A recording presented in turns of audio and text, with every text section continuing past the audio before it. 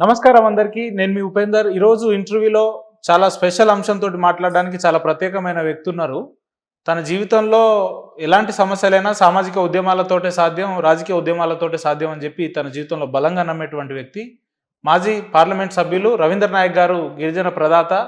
ఈరోజు ఇంటర్వ్యూలో ఉన్నారు. వారిని వెల్కమ్ చేద్దాం. సార్ నమస్కారం. సార్ నమస్తే. చాలా సంతోషం సార్. అడగంగానే మీ విలువైన టైం ఇచ్చారు మాకు. Very happy. ఎట్లున్నారు సార్? ఆరోగ్యంగా, శారీరకంగా, మానసికంగా అంతా బాగున్నారా? Everything okay, going on well. Sir మిమ్మల్ని ప్రత్యేకంగా ఈ టైంలో ఇంటర్వ్యూ పిలవడానికి కారణం ఏంటంటే, ఇక వారం 10 రోజుల నుంచి మనం సామాజిక మాధ్యమాల్లో చూస్తున్నాం.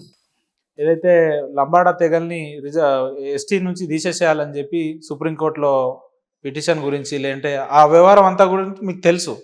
సో ఏం చెప్తారు రవీందర్ నాయక్ గారు? ఎలా స్పందిస్తారు ఈ అంశాల మీద అని అంటే ఏం చెప్తారు? ముందుగా ప్రేక్షకులకి సిగ్నేచర్ స్టూడియో ఇన్స్టిట్యూషన్కి ధన్యవాదాలు, అభినందనలు. లంబాడీలు అంటే దేశంలో బంజారాలు అంటారు. 16 పేర్లతో పిలువబడేవాళ్ళు లంబాడీలు, బంజారాలు. దాంట్లో ముఖ్యంగా లంబాడీ బంజారా, సుగాలి బంజారా, బ్రిజ్వాసి బంజారా, సిరికిబంద్ బంజారా, బాజీగర్ బంజారా, మారు బంజారా, బామణియా బంజారా, ఇట్లా 16 పేర్లతో పిలువబడే బంజారాలు. ఒకటే భాష గోర్బోలి, ఒకటే సంస్కృతి సంప్రదాయాలు కలిగిన ఒక సమాజం. 7వ శతాబ్దంలో లక్కీ రాథోడ్ భుక్యా, 7వ శతాబ్దం నుంచి చరిత్ర. అంతకుముందు మొహంజదారో హరప్ప యొక్క మరి సంస్కృతి సాంప్రదాయాన్ని పుణికిపుచ్చుకున్నటువంటి సమాజం 7వ సెంచరీ నుంచి 18వ సెంచరీ వరకు. అంటే మధ్యలో ఠాకూరు వర్తియా 15వ శతాబ్దం, ఆయన మనుమడు లక్కీషా బంజారా. తర్వాత ఆయన యొక్క బావమరిది మక్కనిసా లవానా. ఇది బంజారాల యొక్క చరిత్ర. ఆ మధ్యలో హతీరాం బావోజీ, తదుపరి సేవలాల్ మహారాజ్, లక్ష్మణ్ సింగ్ మహారాజ్, బుడియా బాపు, ఇటువంటి మహనీయులు పుట్టినటువంటి జాతి, దేశానికి త్యాగం చేసినటువంటి జాతి, ఆదర్శవంతమైన జాతి. తర్వాత కష్టపడి పనిచేసి అవకాశాలని సద్వినియోగం చేసేటువంటి జాతి. అయితే ఆ రోజులో 7వ శతాబ్దం నుంచి నేటి వరకు ఈ యొక్క ఆసియా ఖండంలో ఎక్కడ కరువు ఏర్పడినా, అతివృష్టి అనావృష్టి జరిగినా, ఆయా ప్రాంతాల్లో ఎడ్ల బండ్ల మీద నిత్యావసర వస్తువుల్ని సరఫరా చేసేవాళ్ళు ఆ రోజుల్లో. అది చరిత్ర. అందులో ముఖ్యంగా లక్కీషా బంజారా అంటే ఒక పెద్ద బాహుబలి, పెద్ద ఆర్కిటెక్ట్. అతనికి సంతానం 8 మంది, ఒక కూతురు, 7 కుమారులు.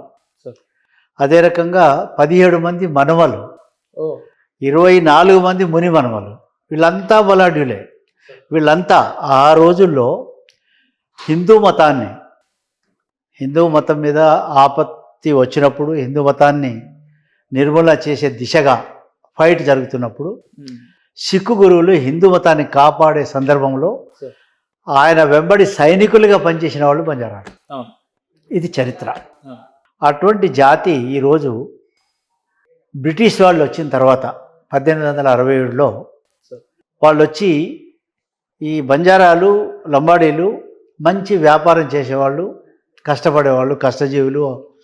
ఈ కట్టడాలు, లాల్ కిలా అయితేనేమి, లోహాగఢ్ కిలా అయితేనేమి, నాగార్జున సాగర్ కట్టడం అయితేనేమి, ఈ కట్టడాలలో ప్రముఖంగా వీళ్ళు పాల్గొనేవారు, పనిచేసినవారు, ప్రధాన పాత్ర. సో అటువంటి తెగను బ్రిటిష్ వాళ్ళు లోబరుచుకోవడానికి ప్రయత్నం చేసినారు. అంటే మీ వ్యాపారాన్ని మాతో చేయాలా, మొఘళ్ళను కానీ హిందువులను వదిలేసేయాలని చెప్పేసి ప్రెషర్ తెచ్చినారు బ్రిటిష్ వాళ్ళు. తెచ్చినప్పుడు వీళ్ళు డినై చేసినారు. No we don't want to support you, మీరంతా ఎక్స్ప్లాయిట్ చేస్తారు, హరాస్మెంట్ చేస్తారు, మీరు అన్యాయం చేస్తారని చెప్పి వీళ్ళు డినై చేసినారు. అప్పుడు వీళ్ళ మీద కుట్ర పన్ని బ్రిటిష్ వాళ్ళు బలవంతంగా వీళ్ళను క్రిమినల్ ట్రైబ్స్గా ముద్ర వేసినారు. ఇది యాక్చువల్ జరిగింది. అప్పుడు క్రిమినల్ ట్రైబ్గా ముద్ర వేసిన సందర్భంలో వీళ్ళందరినీ మరి అత్యాచారం చేసినారు వీళ్ళ మీద, బంజారాల మీద. వీళ్ళంతా అప్పుడు పారిపోయినారు, అడవులలో వెళ్ళిపోయినారు వేషం మార్చుకొని. అదేవిధంగా తమ యొక్క ఉనికి కాపాడుకోవడానికి తలదాచుకున్నారు. ఆ తెగ స్వతంత్రం వచ్చిన తర్వాత వీళ్ళు అనేక వృత్తులలో లీనమైపోయినారు. కొన్ని చోట్ల మరి లవణం వ్యాపారం కానీ, కొన్ని చోట్ల పశుపాలన కానీ, ఇట్లా అడవులలో, పుట్టలల్లో, కొండల్లో, కోనల్లో వీళ్ళు నివసిస్తూ ఏ రోజైతే వీళ్ళు ఎడ్ల బండ్ల మీద నిత్యావసర వస్తువులు సప్లై చేసినారో, ఈ ఎడ్ల బండ్లు నడిచినటువంటి మార్గాలు ఆ రోజుల్లో వింధ్యాసాత్పుర పర్వతం నుంచి అప్పుడు సర్వేలు లేవు. అప్పుడు ప్రభుత్వాలు మనకు ఇండిపెండెన్స్ వచ్చినాక ఈ బంజారాలు నడిచిన బళ్ళబాట ఏదైతుందో అవే ఈరోజు highways, national highways, railway lines. ఇది చరిత్ర. అటువంటి తెగను రాను రాను వీళ్ళ వ్యాపారం క్షీణించిపోయింది, అడవులలో ఉండిపోయినారు.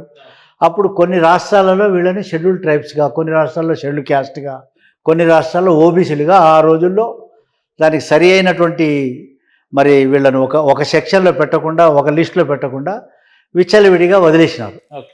అందులో భాగమే ఇప్పుడు మీరు అడిగినటువంటి క్వశ్చన్. మరి తెలంగాణలో లంబాడీల మీద వీళ్ళు అంటే లంబాడీలు కష్టజీవులు, ఎవరైనా నమ్మితే సపరేట్ జీవో తీసుకొచ్చిరు. అదే చెప్తారు కదా సార్. కష్టజీవులు, కష్టపడేవాళ్ళు. ఈరోజు తెలంగాణలో 70 స్థానాల్లో లంబాడీలు ఎక్కడ ఓటు చేస్తే అదే పార్టీ గెలుస్తుంది ఇక్కడ. వాళ్ళదే పై చేయి. ఇదే విధంగా దేశంలో 200 పార్లమెంట్ స్థానాల్లో లంబాడీలు ఏ పార్టీకి, బంజారాలు ఏ పార్టీకి మద్దతు చేస్తే అదే పార్టీ గెలుస్తుంది. ఈ రకంగా తెలంగాణలో పరిస్థితి ఉందా సార్? డేటాతో సహా నా దగ్గర ఉంది. అదేవిధంగా మొత్తం దేశంలో 1000 అసెంబ్లీ స్థానాల్లో ఉన్నారు. సో అటువంటి తెగను ఈరోజు కొంతమంది ఎవరు, మన గిరిజన సోదరులే. గిరిజనులు అంటే మన రాజ్యాంగం ప్రకారం మనకి ఇండిపెండెన్స్ వచ్చిన తర్వాత దేశంలో 705 తెగలు ఉన్నాయి గిరిజనులు మొత్తం. టోటల్ 705లో వాళ్ళను ఆదిమ జాతులు, ఆదివాసులు, గిరిజనులు, గిరిజన తెగలు, గిరిజన సముదాయాలు అని చెప్పేసి పిలుస్తారు.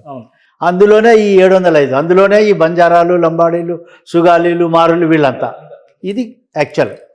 అయితే దురదృష్టవశాత్తు దేశంలో కొన్ని ఏజెన్సీ ఏరియాస్ ఉన్నాయి, అంటే అత్యధికంగా వెనుకబడినటువంటి ఏరియా. ఎక్కడైతే అక్షరాస్యత లేదో, ఎక్కడ పారిశుద్ధ్యం లేదో, ఎక్కడ సౌలతులు, వసతులు లేవో, అటువంటి ప్రాంతాలని, అత్యంత వెనుకబడినటువంటి ప్రాంతాలు ఏజెన్సీ ప్రాంతాలు. సో మన తెలంగాణలో ఆదిలాబాద్లో ఒక 4 అసెంబ్లీ స్థానాల్లో ఉంటారు. 4 అక్కడ గోండు తెగ, షెడ్యూల్ ట్రైబ్. అదేవిధంగా వరంగల్లో ఒక ములుగు, అక్కడ కోయ తెగ, ఒకటే కాన్స్టిట్యున్సీ, అంటే 5. అదే రకంగా ఖమ్మం, అక్కడ 5 కాన్స్టిట్యున్సీలు కేవలం కోయాస్ ఉంటారు, అంటే లంబాడీస్ కూడా ఉన్నారు. సో ఇది మొత్తం 10 అసెంబ్లీ స్థానాల్లోనే వీళ్ళు ఉన్నారు. మొత్తం కలిపి 119లో ఒక 10 ఉంటారు. 119లో 10 స్థానాలు. వీళ్ళు ఏజెన్సీలో ఉంటారు. అయితే ఏజెన్సీకి సెపరేట్ లాస్ ఉన్నాయి, ఐటీడీఎల్ అని, తర్వాత ఇతర డెవలప్మెంటల్ యాక్టివిటీస్ కింద ఆర్టికల్ 275(1) కింద ప్రత్యేక కేంద్ర సహాయ నిధులు వస్తాయి. సో వాళ్ళకి అవి. అదేవిధంగా అయితే ఏజెన్సీలో ఉన్నది కేవలం 30% మంది మాత్రమే. గిరిజన జనాభాలో 30% గిరిజన జనాభా ఏజెన్సీలో ఉంటుంది. కేవలం 30. ఏజెన్సీ బయట ఉన్న గిరిజనులు అంటే ప్రముఖంగా లంబాడీలు, 70% లంబాడీలు బయట ఉంటారు. 100%. ఇది నెంబర్ 1. అయితే ఏజెన్సీకి ఉన్న ప్రొటెక్షన్ ఏమంటే ఆర్టికల్ 275(1) రాజ్యాంగంలో 5th షెడ్యూల్ ప్రకారం, 6th షెడ్యూల్ ప్రకారం 1/70 ల్యాండ్ ట్రాన్స్ఫర్ రెగ్యులేషన్ యాక్ట్. ఇది యాక్చువల్ మూలం, దీనికి కారణం. ఈ 1/70 కింద ఉన్నటువంటి భూముల్ని గిరిజనేతరులు, మధ్య దళారులు కొట్టేసినారు. ఎక్కడ రైట్ ఫ్రమ్ ఆదిలాబాదు మొదల నుంచి పెట్టుకుంటే శ్రీకాకుళం వరకు ఆ బెల్ట్ అంతా 1000 ఎకరాల భూమి, అది బంగారం పండే భూమి, అది గిరిజనుల భూమి. దాన్ని గిరిజనేతలు 1/70 యాక్టును కాలరాసి కబ్జా పెట్టినారు. నెంబర్ 1. నెంబర్ 2, ఏజెన్సీ ప్రాంతాల్లో లభించే ఖనిజాలు, కలప, ఈ కలప ఖనిజాలు దొంగలించే కాంట్రాక్టర్లు గిరిజనేతరులు, తర్వాత పెద్ద పెద్ద పోస్టులో ఉండే బోగస్ గిరిజన ట్రైబల్స్, వీళ్ళు ఈ గోండు కోయల్ని ముందు పెట్టి లంబాడీల మీద దుష్ప్రచారం, విషప్రచారం. ఎందుకు లంబాడీల మీద? లంబాడీలేమో అడుగుతారు, అంటే గోండు కోయలు అమాయకులు, మంచివాళ్ళు, వాళ్ళు దేవుళ్ళు లాంటి వాళ్ళు. అయితే వాళ్ళని ఎగదోసి మీ హక్కులు లంబాడోళ్ళు కొట్టేస్తున్నారు అని ఈ లంబాడి కోయగోండ్ల మధ్య పంచాయతీ పెడితే వాళ్ళ అసలు సమస్య దారి మళ్ళుతుంది. ఏది 170 ల్యాండ్స్, ఖనిజాల తస్కరణ, బోగస్ ట్రైబల్స్ యొక్క ఇష్టారాజ్యంగా కాంట్రాక్టర్స్, మనీ లెండర్స్. ఈ అంశంలో ఇంత పెద్ద కుట్ర ఉందా సార్? ఇది ఇది ఇది ఈ కుట్ర వెనుక దాగింది. దాన్ని ఇప్పుడు నేను బయట పెట్టబోతున్నా. అందుకనే ఖబర్దార్, ఎవడ్రా ఈ యొక్క లంబాడీలను షెడ్యూల్ ట్రైబ్స్గా తీసేసాయని చెప్పే ధైర్యం ఎవడుకుందని నేను క్వశ్చన్ చేస్తున్నా. ఏ రోజైతే కాంగ్రెస్ పార్టీ ఇందిరాగాంధీ గారి నాయకత్వంలో ఆ రోజుల్లో ఈ అన్యాయం ఆంధ్రప్రదేశ్లో, ఆంధ్రలో షెడ్యూల్ ట్రైబు, తెలంగాణలో షెడ్యూల్ ట్రైబ్ కాదు, ఒరిస్సాలో షెడ్యూల్ ట్రైబు, మరి బీహార్లో షెడ్యూల్ ట్రైబు, జార్ఖండ్లో షెడ్యూల్ ట్రైబు, వెస్ట్ బెంగాల్లో షెడ్యూల్ ట్రైబ్గా ఉన్నటువంటి జాతి బంజారా లంబాడి జాతి. అదే రకంగా కర్ణాటకలో షెడ్యూల్ క్యాస్టు, హిమాచల్ ప్రదేశ్లో షెడ్యూల్ క్యాస్టు, ఢిల్లీలో షెడ్యూల్ క్యాస్టు. ఇట్లా 10 స్టేట్లలో ఇది ఎస్సీ ఎస్టీలుగా ఉంది. 1956లోనే ఉంది ఇది.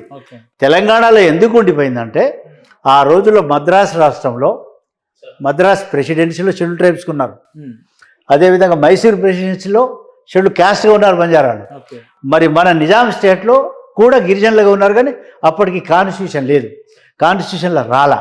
అయితే భాషా సంయుక్త రాష్ట్రాలుగా ఏది 56లో ఏర్పడినప్పుడు ఆంధ్ర తెలంగాణ యాడ్ అయినప్పుడు ఆ ఎంట్రీలో రాలే. తెలంగాణ బంజారాలు, లంబాడీలు, ఎస్టీలు అనే ఎంట్రీ తప్పిపోయింది. Even though they are in tribe, ఏది నిజాం స్టేట్లో కూడా ట్రైబే, కానీ ఆ ఎంట్రీ రానందుకు 20 సంవత్సరాలు నష్టపోయినాం, 56 నుంచి 76 వరకు. అప్పుడు నేను మెడికల్ సీట్కి అప్లై చేసిన, నాకు మెడికల్ సీట్ రాలా. అదే ఆంధ్ర రీజియన్లో ఉన్నటువంటి బంజారా, లంబాడి నా సోదరునికి వచ్చింది, నాకు రాలా. ఎందుకు రాలేదని నేను క్వశ్చన్ చేస్తే అప్పుడు ఈ విషయం బయటపడి ఆ రోజు నుంచి మేము మా రాజకీయ గురువు అయినటువంటి జయపాల్ రెడ్డి వారి నాయకత్వంలో బ్రహ్మానంద రెడ్డి గారితో కలిసినాము. తదుపరి మేము వందలాది మంది పేదవాళ్ళు, ఎవరు హైదరాబాద్లో రిక్షా నడిపించేవాళ్ళు, హైదరాబాద్లో కూలి పని చేసేవాళ్ళు, హైదరాబాద్లో ఆటో రిక్షా నడిపించేవాళ్ళు 500 మందిని ఇక్కడ గ్యాదర్ చేసి ఆ రోజుల్లో వాళ్ళంతా దేవరకొండ, అచ్చంపేట, కలోకుర్తి, జడ్చర్ల, ఇబ్రాహీంపట్నం, మహేశ్వరం, షాద్ నగర్, ఈ ప్రాంత వాసులు పేదవాళ్ళు. వాళ్ళని వెంబడి పెట్టుకొని ఇందిరాగాంధీ దగ్గర 6 సంవత్సరాలు మేము పోరాటం చేసినాము. ర్యాలీలు, ధర్నాలు, ఢిల్లీకి వెళ్ళి చేయడం వల్ల ఆ రోజు 1976లో 108 of 1976 parliament amendment order for removal of area restriction with in the state of Andhra Pradesh. ఏదైతే రిస్ట్రిక్షన్ ఉండిందో ఆంధ్రలో ట్రైబు, తెలంగాణలో కాదనే రిస్ట్రిక్షన్ ఏదైతే ఉందో అది రిమూవ్ అయింది ఆ రోజు. అవి ఆ రోజు నుంచి 76 నుంచి మనం ట్రైబ్స్కి వచ్చిన తర్వాత మేము మన ట్రైబల్స్, ఈ లంబాడీలు అవకాశాలను ఉపయోగించుకుంటున్నారు, అభివృద్ధి చెందుతున్నారు. మనం స్వతంత్రం తెచ్చుకునేది ఎందుకు? మహాత్మా గాంధీ గారు మరి అంత ధనవంతుడై ఉండి కూడా గోచిపెట్టుకొని ఫైట్ ఎందుకు చేసినాడు? నా దేశంలో గోచిపెట్టుకున్న వాళ్ళు పేదవాళ్ళు ఎక్కువ మంది ఉన్నారు కాబట్టి ఇది నా సింబల్ అని చెప్పి ఆ రోజు ఆయన నా పేదవాళ్ళు బాగుపడడానికి స్వాతంత్రం తెచ్చుకున్నాం. ఎస్సీ ఎస్టీలు బాగుపడాలని మనం కాన్స్టిట్యూషన్లో బాబాసాహెబ్ అంబేద్కర్ దాంట్లో పొందుపరిచినారు. ఎందుకు? బాగుపడాలని. సో ఈరోజు లంబాడీలు బాగుపడుతుంటే వీళ్ళకి కళ్ళమంట ఎందుకు అని చెప్పేసి నేను అడుగుతున్నా. ఎందుకు అంటే వాళ్ళు ఏమంటారంటే ఈ గిరిజన తెగలు వలస వచ్చింది ఈ దేశానికి అని చెప్తారు వాళ్ళు. అట్లా అనుకుంటే గోండులు కూడా వలసవాదులే, గోండువారి నుంచి వచ్చిన వాళ్ళు అందరూ వలసవాదులే. వన్స్ మేము సింధు నాగరికత నుంచి ఉన్నాం. నేను ఇప్పుడు చెప్పింది ఎంతకుముందు చెప్పిన దాంట్లో. అయితే ఈరోజు లంబాడీలు వలసవాదులు ఎవరు కారు? అందరూ వలసవాదులే. మేము మొదటి నుంచి ఉన్నవాళ్ళం, మేము భూమిపుత్రులం. మా హతిరాం బావోజీ 550 సంవత్సరాల క్రితం వెంకటేశ్వర స్వామిని ప్రత్యక్షింపజేసుకున్నాడు, ఆయనతో పాచికలాడినాడు. ఇది చరిత్ర. అదేవిధంగా మన సేవాలాల్ మహారాజ్ ఇక్కడ బంజారా దర్వాజా కట్టించినాడు, గోల్కొండ కిలా ఎందుకు కట్టించినాడు? నిజాం సేవాలాల్ మహారాజ్ యొక్క మహిమలకు తలొగ్గి, ఆయన మహత్యాన్ని తలొగ్గి ఆయన కూడా మరి దేవతను ప్రత్యక్షింపజేసుకున్నాడు, దుర్గామాతని. అటువంటి శక్తివంతుడైనటువంటి సేవాలాల్ మహారాజ్, ఈరోజు సేవాలాల్ మహారాజ్ పేరుతో సేవాదాస్ డిస్టిక్ కూడా ఉంది. 300 ఎకరాల భూమి కూడా ఇచ్చినారు ఆ రోజుల్లో. సో ఆ విధంగా ఉన్నటువంటి జాతిని కావాలని చెప్పేసి కొంతమంది వాళ్ళ యొక్క దుర్మార్గం ఏది 170 ల్యాండ్స్ కొట్టేయడానికి, తర్వాత గోండు కోయల్ని ఎక్స్ప్లాయిట్ చేయడానికి, కేవలం 10 కాన్స్టిట్యున్సీలో ఉన్న వాళ్ళని పట్టుకొని 90 కాన్స్టిట్యున్సీలో ఉన్న లంబాడీల మీద ఈ విధంగా వాళ్ళు కుట్ర చేయడం ఇది సహించరానిది అని చెప్పి మేము తెలియజేస్తున్నాం. దీన్ని అంటే మీరు అన్నట్టు 2-3 వ్యక్తులు సార్, వాళ్ళు ఏ పార్టీలో ఉన్నా కూడా, ఇప్పుడు సోయం బాబురావు లాంటి వాళ్ళు కావచ్చు, వెంకట్రావు లాంటి వాళ్ళు కావచ్చు, ఏ పార్టీలో ఉన్నా వాళ్ళ ఎజెండా ఒకటే. గతంలో తుడుందేగ పన్ను పెట్టిరు, లేదంటే ఇప్పుడు మళ్ళా కొత్త స్టోరీ పెడుతున్నారు. అంటే ఇట్లా ఎంతసేపు బంజారాల మీద విసంగక్కే ప్రయత్నం తప్ప ఇది అంతిమంగా ఎవరి స్వార్థం కోసం వాళ్ళు పనిచేస్తున్నట్టు. అదే కాకుండా స్వతంత్ర భారతదేశంలో దోషులుగా లంబాడీలను చిత్రీకరిస్తున్నారు. ఇదే సోయం బాబురావు కానీ ఇంకా అతని వెంబడి ఉన్నవాళ్ళు లంబాడీలను ఇవి దోషులుగా చిత్రీకరిస్తున్నారు. ఇది క్షమించరాని నేరం, రాజ్యాంగాన్ని అవమానపరిచిన, మన హక్కుల్ని కాలరాస్తున్నట్టే కదా ఇది కూడా. ఇది రాజ్యాంగాన్ని వ్యతిరేకించినట్టే హక్కుల్ని కాలరాయడమే. కాబట్టి ఇదే సోయం బాబురావు కానీ తెల్ల వెంకట్రావు కానీ వీళ్ళని ఒకటే రిక్వెస్ట్ చేస్తున్నా, మీరు నిజంగా ట్రైబల్ హితవాసులైతే, మీరు ట్రైబ్స్కి ఉన్నప్పుడు ఎంత ఉండింది ఇక్కడ జనాభా? కేవలం 2.5% మాత్రమే ట్రైబల్స్. మేము 76లో షెడ్యూల్ ట్రైబ్ అయిన తర్వాత 6.5% పెరిగింది. తదుపరి సోనియా గాంధీ దయదలిచి తెలంగాణ ఇచ్చిన తర్వాత 10% వచ్చినాము. అది బికాజ్ ఆఫ్ లంబాడీస్ మాత్రమే. ఆ రోజుల్లో మీరు 2% ప్రకారం మీరు 2 ఎమ్మెల్యేలు కావాలా, కానీ మీరు ఎంతమంది ఉన్నారు? 7 ఎమ్మెల్యేలు ఉన్నారు. ఇప్పుడు కోయగోండులు లంబాడీలు 4-5 ఉన్నారు. అదేవిధంగా మీరు మీ జనాభా మీద మీరు ఎంపీ కాలేరు. ఇప్పుడు 2 ఎంపీలు అయినారంటే అది కేవలం లంబాడీల జనాభా పెరగడం వల్లనే. ఇది ఎట్లా? రాజ్యాంగంలో జనాభా ఎంత ఉంటే అంత రిజర్వేషన్ వస్తుంది, అంత బడ్జెట్ వస్తుంది. ఇందులో ఎవరి హక్కు ఎవరు తినజాలరు.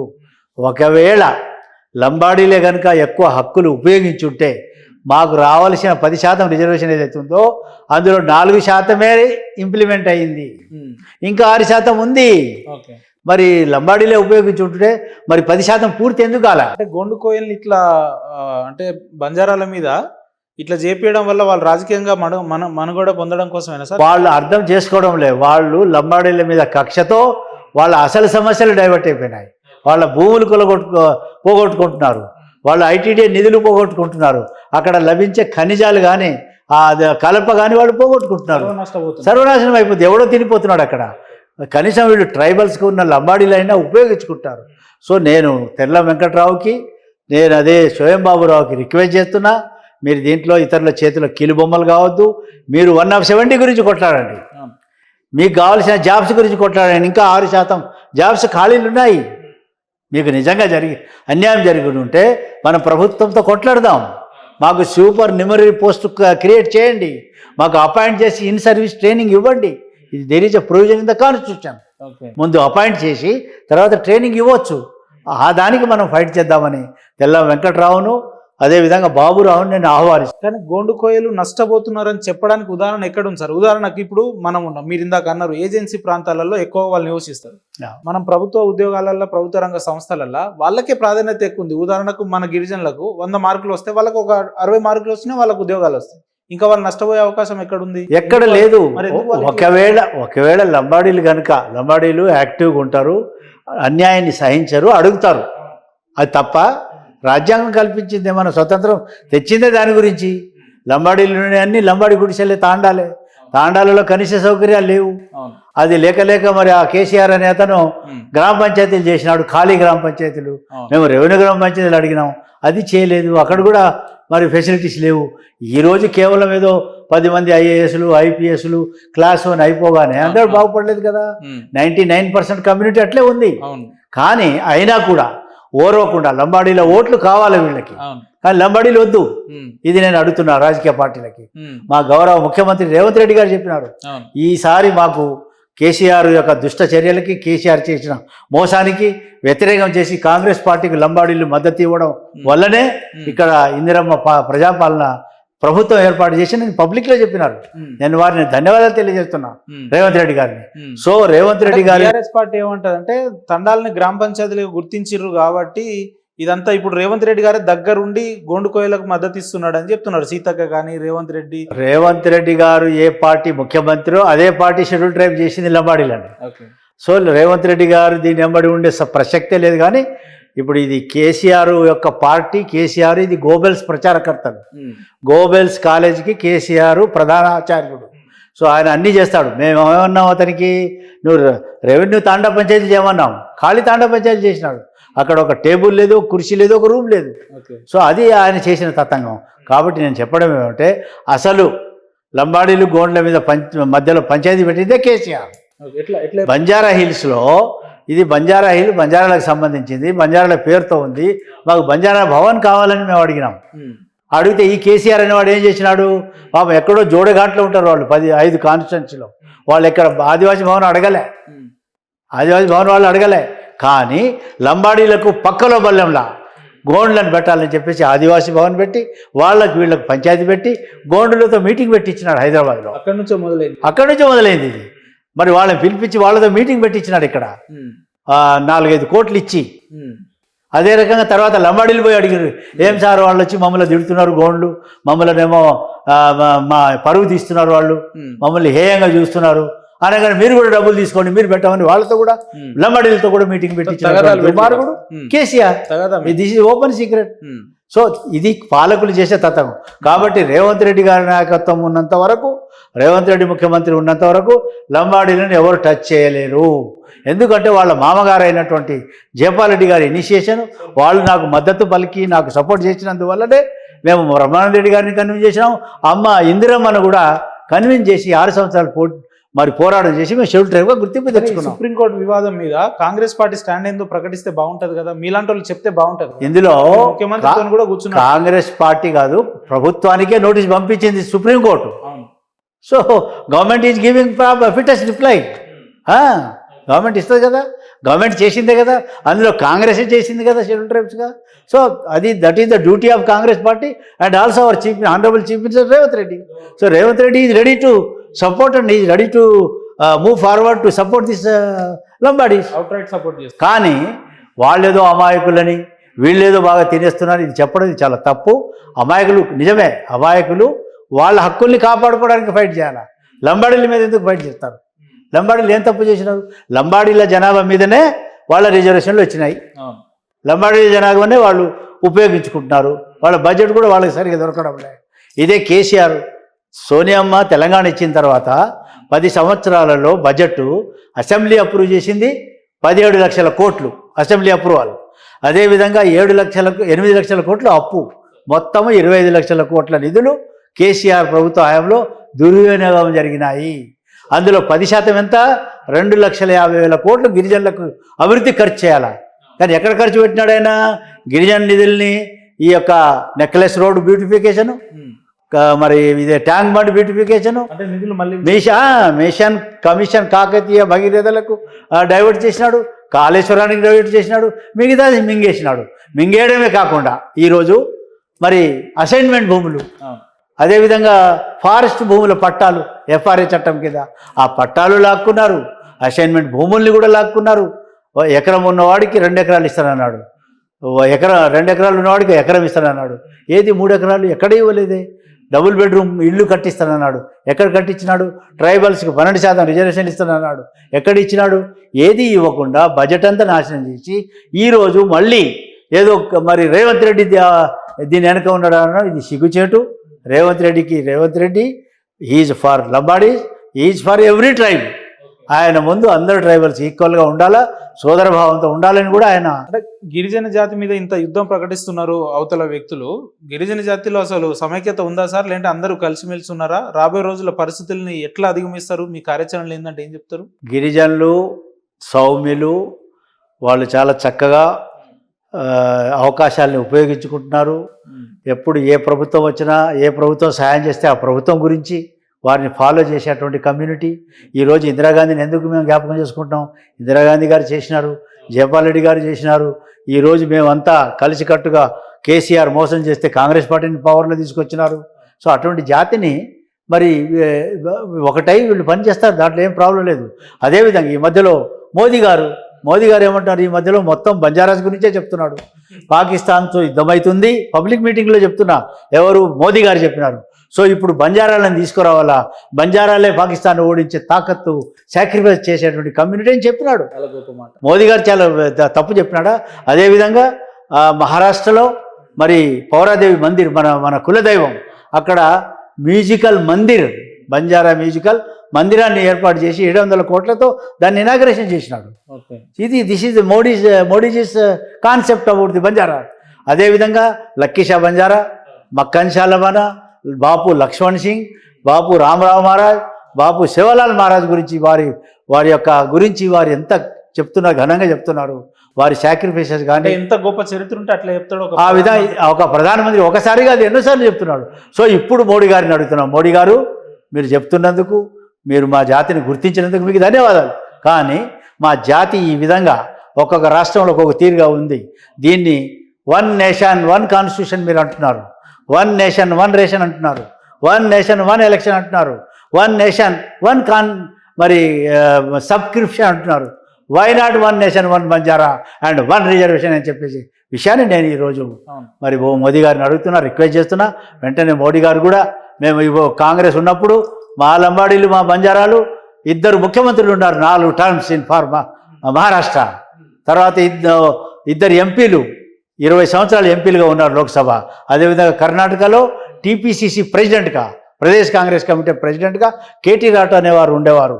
అక్కడ కూడా రాజ్యసభ ఎంపీ అయినారు 2. అదే రకంగా తెలంగాణలో రాజ్యసభ ఎంపీలు అయినారు 2, స్వామి నాయకు, నర్సింగ్ నాయకు. ఆ రకంగా బలరాం నాయక్.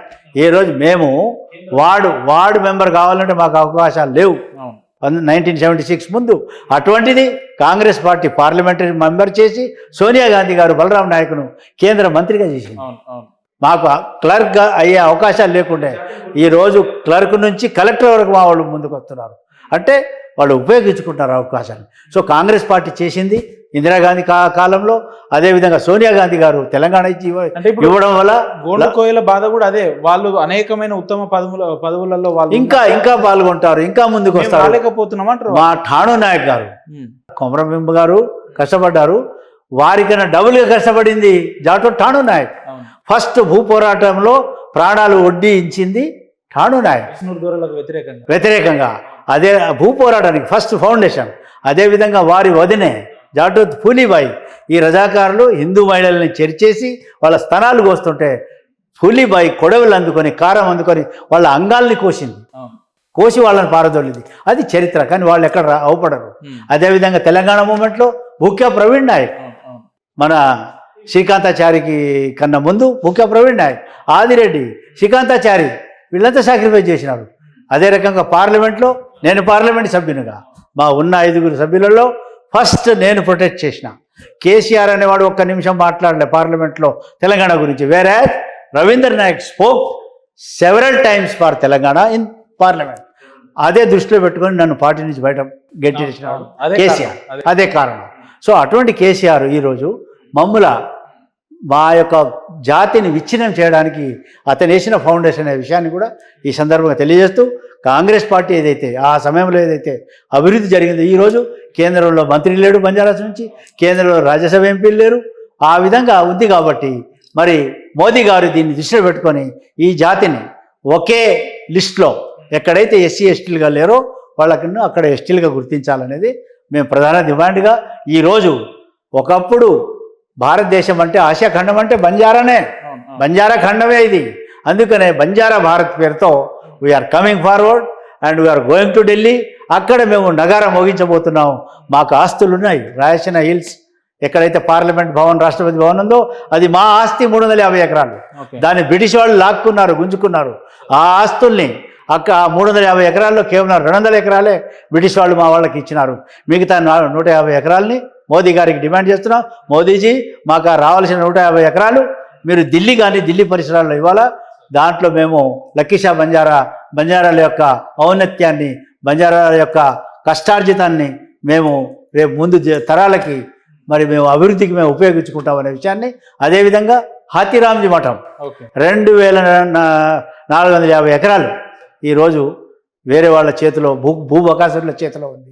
వజ్ర వైడూర్యాలు, బంగారు నాణాలు ఎక్కడెక్కడ మద్రాసు, బెంగళూరు, తిరుపతి, బొంబాయి, ఢిల్లీ ఈ యొక్క పట్టణాల్లో ఉన్నటువంటి ఆస్తుల్ని, ఆభరణాలని బంజారా జాతికి ఉపయోగించాలి.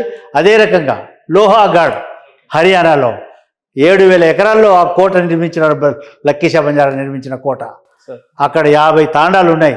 అది కూడా మా జాతికి చెందాలి. దాని గురించి మేము మోదీ గారిని రిక్వెస్ట్ చేయబోతున్నాం. ఎందుకు రిక్వెస్ట్ చేస్తున్నాం? మోదీ గారు ఈరోజు బంజారాలని చాలా చక్కగా వాళ్ళ గురించి చెప్తున్నారు, వాళ్ళ యొక్క సాక్రిఫైసెస్ గురించి చెప్తున్నారు, కాబట్టి వారిని మేము రిక్వెస్ట్ చేస్తాం. కానీ సార్ బంజారాల కోసం రిజర్వేషన్ సాధించిన వ్యక్తిగా ఆనాడు విరోచితంగా పోరాడి అప్పుడున్న సోనియమ్మ ఇందిరమ్మలతోటి పోరాడి రిజర్వేషన్ సాధించారు. ఎన్నడన్నా మీరు అనుకున్నారా సార్ వ్యక్తిగతంగా నా జాతికి భవిష్యత్తులో ఇంత ఇబ్బంది రాబోతుంది, లేదంటే కుట్రలు చేసే వాళ్ళు పెరుగుతారు, నా జాతి మీద విచ్ఛిన్నం చేస్తున్నారు, విష ప్రచారం చేస్తున్నారు, ఇలాంటి రోజు వస్తుందేమో అని మీలాంటి వ్యక్తులు అనుకుంటున్నారు? ఇప్పుడు ఆ రోజుల్లో ఇంత ఎడ్యుకేషన్ కానీ ఇంత చైతన్యం లేదు. కానీ ఇప్పుడు ఇది జరగకూడదంటే మన జాతి ఏకం కావాలా. మనలో ఉన్నటువంటి నాయకత్వం తాండా లెవెల్లో, మండల్ లెవెల్లో, జిల్లా లెవెల్లో అక్కడ నాయకులుగా మనం సెలెక్ట్ చేసుకోవాలా. అదేవిధంగా రాష్ట్ర లెవెల్లో కూడా మనం యూనిటీ మెయింటైన్ చేసి ఐకమత్యంతో ముందుకు వస్తే డెఫినెట్లీ మన మీద ఎవరు ఏలెత్తరు. మనం ఒకటిగా లేము కాబట్టే ఇది జరుగుతుంది. మనం ఒకటి లేనందుకు వీళ్ళు ఈ విధంగా గోండు కోయిల్ని మన మీద ఉసిగొలుపుతున్నారు. గోండు కోయిల్ని ఎవరు ఉసిగొలుపుతున్నారు? వాళ్ళ ఎంబడి వాళ్ళ ఆస్తుల్ని, వాళ్ళ భూముల్ని కొల్లగొట్టినటువంటి గిరిజనేతరులు వాళ్ళని మన మీద ఎగజేస్తున్నారు. ఎందుకంటే ఈ సమస్యను జటిలం చేస్తే అసలు వాళ్ళ సమస్యల్ని మర్చిపోతారని చెప్పి పక్కదారి పట్టించవచ్చు అనే ఉద్దేశంతో క్రియేట్ చేసినటువంటి ఈ సమస్య. కాబట్టి బాబురావు గారికి, తెల్ల వెంకటరావు గారికి మరొకసారి నేను విజ్ఞప్తి చేస్తున్నా, మీరు మీ యొక్క 1/70 భూముల్ని కాపాడుకోండి. మీకు చేతనైతే మీ యొక్క నిధులు దుర్వినియోగం అయితే వాడిని కాపాడుకోండి. మీకు ఐటీడీఏకి వచ్చే నిధులు రావడం లేదు, అవి రాబట్టండి. అది చేయకుండా మీకు జాబ్స్లో తక్కువ ఉంది అంటున్నారు కదా, ఒక జాబ్సే కదా మనకు వచ్చింది. జాబ్స్ ఖాళీలు ఉన్నాయి 6%, 10%లో 6% ఖాళీలు ఉన్నాయి. దానికి మనం కలిసి ముఖ్యమంత్రిని అడుగుదాం. అడిగి గోండు కోయిల కట్ట ఏదో తక్కువైందబ్బా, దీనికి స్పెషల్ న్యూమరీ పోస్ట్ ఇవ్వండి. There is a provision in the constitution ఏం చెప్తుంది? ఎస్సీ ఎస్టీలకి మరి వాళ్ళు ఎలిజిబిలిటీ కాకుంటే వాళ్ళకు ముందు జాబ్ ఇచ్చి తర్వాత ట్రైనింగ్ ఇవ్వాలా. ఇది ప్రొవిజన్ ఉంది, అది చేద్దాం మీ గురించి. కానీ మీరు అవేవి మాట్లాడకుండా ఇతరుల చేతిలో కీలు బొమ్మలై పని చేయడం తగదు. బంజారా జాతిని ఎవరైనా, బంజారా జాతి ఈ దేశానికి దిక్సూచి, బంజారా జాతి ఒక రోల్ మోడల్. ఈ రోల్ మోడల్ను ఇందిరాగాంధీ గారు తెలంగాణకు, సోనియా గాంధీ గారు తెలంగాణ కల్పించారు. కాబట్టి ఫ్యూచర్లో Telangana will be the role model of Banjara in the country. ఇది నేను ఈరోజు డిక్లేర్ చేయబోతున్నాను. రైట్ సార్, చివరగా ఈ ఎపిసోడ్ అంతా, ఈ అంశాన్ని అంతా ఉద్దేశిస్తూ బంజారా జాతికి మంచి సందేశం ఇవ్వాలి రిజర్వేషన్ సాధకులుగా అంటే ఏం చెప్తారు మన కమ్యూనిటీకి? నా బంజారా జాతి పెద్దలకి సెగాసణ్, భాయిబాన్, సేన, రామ్ రామ్, అందరికి రామ్ రామ్. గ్వారేర్ జాతకతో హేట ధర్తీ ఉంపర్ రామ్. ఇది చాలా గొప్ప విషయం. మన్ సంగాతో కాకోటి మా గంగా. ఆ ఏక్ వేజామా జాతే నా ఆంగలే జామా, आप से मैं लड़ा मत, एक ही टांग एक मत खींचा, लबारी न बोलनो, चाड़ी चुगली न करनो, वरकटनम न लेनो. आणि शे एक वेगे कल तो तमारे कोई तमें तवर मुना कोई आ सके नहीं. तम शक्ति बलమైన శక్తివంతులు તમારે શે છે. પાવર એમાં કેન લાવવાનો को केन बेसारनो को તમારા हाथ છે. वो बात આપણો मुख्यमंत्री रेवंत रेड्डी को છે. गौरव वाला हम आता गवर्नमेंट फार्म की देखन उज केटी रामाराव कोच है. ग्वार वोट घाले कोंजर गाली हार के कन कोच है. पब्लिक मीटिंग बात है.